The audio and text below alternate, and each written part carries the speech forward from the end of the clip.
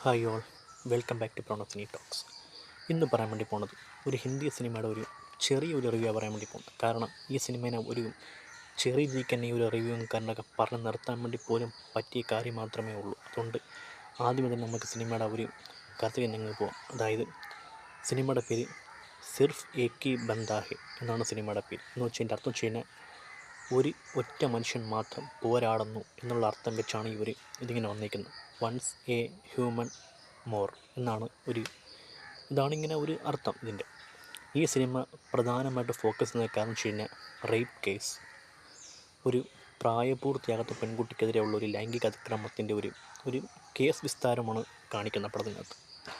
5 വർഷം നീണ്ടു നിൽക്കുന്ന ഒരു കേസാണ് ഈ സിനിമ ഫോക്കസ് ചെയ്യുന്നത്.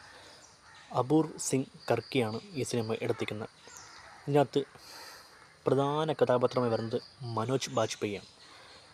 മനോജ് ബാജ്പേയി പറയാനാണെങ്കിൽ സത്യം പറഞ്ഞാൽ പുള്ളി സമീപകാലം വെച്ച് എടുത്തുകൊണ്ടിരിക്കുന്ന കുറേ സ്ക്രിപ്റ്റുകളും കാര്യങ്ങളൊക്കെ നമ്മുടെ സമൂഹത്തിന് ഏറ്റവും കൂടുതൽ ഒരു അത്യാവശ്യമുള്ള, അല്ലെങ്കിൽ അത് മുഖാന്തരം നമുക്കൊരു അത്യാവശ്യ ഘടകമായിട്ടുള്ള സ്ക്രിപ്റ്റിങ് കാര്യങ്ങളൊക്കെയാണ് പുള്ളി സൃഷ്ടിയായിക്കൊണ്ടിരിക്കുന്നത്.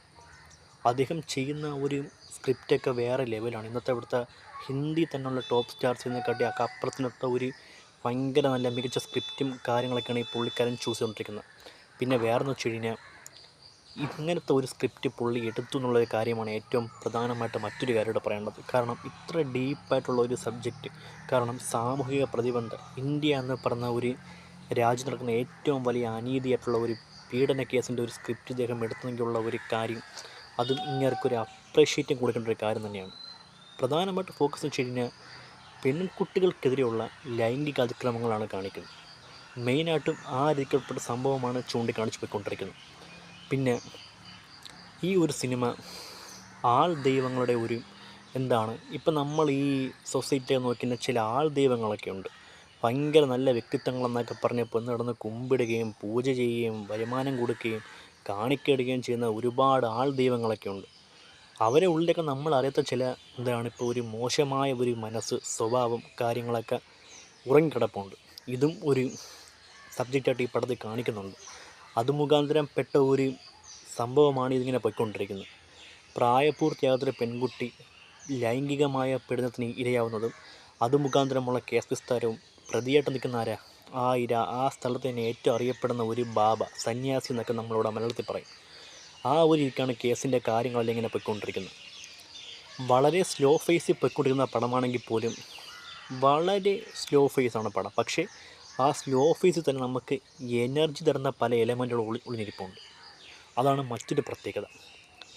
വളരെ സൂക്ഷ്മമായിട്ട്, വളരെ ഡീപ്പായിട്ട് ഓരോ സബ്ജക്റ്റും അല്ലെങ്കിൽ ഓരോ സെൻറ്റൻസ് ഈ പടത്തിൽ വരുന്നതെല്ലാം സൂക്ഷ്മമായിട്ട് തന്നെയാണ് എടുത്ത് വച്ചിരിക്കുന്നത്.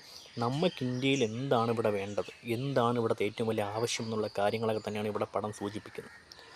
മെയിനായിട്ടും മനോജ് ബാജ്പേയിയുടെ പെർഫോമൻസ് തന്നെയാണ് ഏറ്റവും വലിയ പെർഫോമൻസ്. പിന്നെ സഹോദരങ്ങളൊക്കെ വരുന്നുണ്ട്, വിക്റ്റിമായിട്ട് വരുന്നുണ്ട്, അവരുടെ ഫാമിലിയായിട്ടുള്ള ആൾക്കാർ വരുന്നുണ്ട്. ഇതെല്ലാം ഒരു സൈഡ് നിൽക്കട്ടെ. പിന്നെ 5 കൊല്ലം വാദിക്കുന്ന കേസിൽ ഈ സ്ഥാനത്ത് ഒരു വക്കീലും പ്രതിഭാഗത്ത് സമർത്ഥന്മാരായ പല വക്കീലന്മാർ മാറി മാറി മാറി വരുമ്പോഴും വാദിക്കാൻ മനോജ് ബാജ്പേയി അവതരിപ്പിക്കുന്ന PC സുലൻസ്കി എന്ന് പറഞ്ഞ ഈ ഒരു കഥാപാത്രം മാത്രമേ ഉള്ളൂ. ഇത് മാത്രമാണ് നിൽക്കുന്നത്. പണവും ആഡംബരവും പ്രതാപവും കൊണ്ട് പല ആൾക്കാരെ നേടിയെടുക്കാൻ വേണ്ടി പറ്റുമെന്നുള്ള ഒരു കാര്യമാണ് ഇവിടെ ചൂണ്ടിപ്പിച്ചുകൊണ്ടേയിരിക്കുന്നത്. പിന്നെ വേറെന്ന് വെച്ച് കഴിഞ്ഞാൽ ഈ സിനിമ ഓരോ ഇന്ത്യക്കാരനും കാണണം. നമ്മുടെ ഇന്ത്യക്ക് എന്താണ് വേണ്ടത്, നമ്മുടെ നിയമവ്യവസ്ഥകളിൽ എന്താണ് വേണ്ടത്. ഇപ്പോൾ നമ്മളിപ്പോൾ ഒരു ജെൻഡർ ഈക്വാലിറ്റി കാര്യങ്ങൾ കാണിക്കുന്നില്ല. ചില പുരുഷന്മാർക്കാണെങ്കിൽ സ്ത്രീകളെ കാണുമ്പോൾ ഒരു അതിക്രമം കാര്യങ്ങൾ അതൊക്കെ ഉണ്ട്. പിന്നെ മറിച്ച് സ്ത്രീകളുടെ ഭാഗത്തുനിന്നും ഒരുപാട് മോശമായ കാര്യങ്ങൾ ഉണ്ടാകുന്നുമുണ്ട്. അപ്പം ഈ ലൈംഗികമായ പീഡനങ്ങളും കാര്യങ്ങളൊക്കെ എന്ത് ശിക്ഷ വേണം, എങ്ങനെ പണിഷ്മെൻ്റ് എന്നുള്ള കാര്യങ്ങളൊക്കെ ഈ പടം വളരെ വ്യക്തമായിട്ട് കാണിക്കുന്നുണ്ട്. മനോജ് ബാജ്പേയിയുടെ ഒരു പെർഫോമൻസ് വെച്ച് കഴിഞ്ഞാൽ പല ഇമോഷൻസും പല രീതിക്കുള്ള ഒരു പോക്കും വളരെ ഗംഭീരമായിട്ട് സ്ക്രീനിൽ കൊണ്ട് കാണിച്ചിട്ടുണ്ട്. അദ്ദേഹം ഒരു ഗ്രേറ്റ് ആക്ടർ തന്നെയാണ്. അദ്ദേഹത്തിന് ഇനിയും നല്ല സ്ക്രിപ്റ്റ് കൊടുത്തു കഴിഞ്ഞാൽ മുൻപന്തിയിലേക്ക് കയറി വരാൻ വേണ്ടി കെൽപ്പുള്ളൊരു നായകനായിട്ട് എനിക്ക് തോന്നിപ്പോയത്. അദ്ദേഹം മൊത്തം വില്ലൻ റോളും സൈഡ് റോളൊക്കെ ചെയ്ത് ഒരുപാട് നമ്മൾ കണ്ടിട്ടുണ്ട്. എക്സാമ്പിൾ പറഞ്ഞാൽ സൂര്യയുടെ തമിഴ് സിനിമ അഞ്ചാം, ഇതിലൊക്കെ ഒരു ചെറിയ വേഷം ചെയ്ത ആളാണ് ഈ പുള്ളിക്കാരൻ.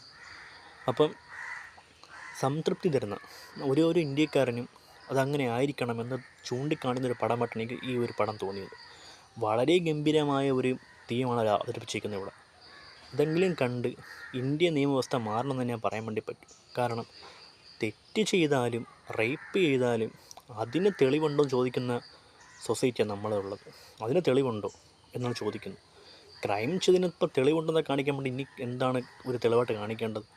അകത്ത് കിടപ്പുണ്ട് കുറേ എണ്ണം കേരളത്തിൽ തന്നെ. അതൊക്കെ ഇങ്ങനെയാണ് പൊയ്ക്കൊണ്ടിരുന്നത്. അപ്പോൾ അതിനൊക്കെതിരെയുള്ള ഒരു മെസ്സേജാണ് ഈ പടം ചൂണ്ടിക്കാണിച്ചിരിക്കുന്നത്. മനോജ് ബാജ്പേയി കിഡിലായിട്ട് ഈ പടത്തിൻ്റെ ഓരോ റൂട്ടും കൊണ്ടുപോയിക്കൊണ്ടിട്ടുണ്ട്. ഇത്രേ പറയാൻ വേണ്ടി പറ്റും. ഓരോ ഇന്ത്യക്കാരനും കാണേണ്ട പടം അതാണ് സിർഫ് ഏക് ബന്ദാ ഹൈ എന്ന് പറഞ്ഞ ഒരു പടം. മസ്റ്റായിട്ടും കണ്ടിരിക്കുക. ടെലിഗ്രാമിൽ ലിങ്ക് അവൈലബിളാണ്. ഹിന്ദി തന്നെ കാണണം. സബ്ടൈറ്റിൽ ഓണാക്കിയിട്ട് കണ്ടാൽ മതി. ഇതൊക്കെയാണ് ഈ പടത്തിനെ പറ്റി പറയേണ്ട റിവ്യൂ. നിങ്ങൾ മസ്റ്റായിട്ട് ഈ സിനിമ കണ്ടിരിക്കണം. ഓക്കെ, എനിക്ക് ഇത്രേ പറയാൻ പറ്റുള്ളൂ ഈ പടത്തിനെ പറ്റി.